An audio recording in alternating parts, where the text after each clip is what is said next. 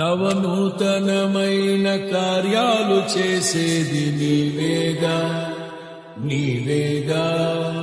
అత్యున్నతమైన స్థలములపై నడిపేది నీవేగా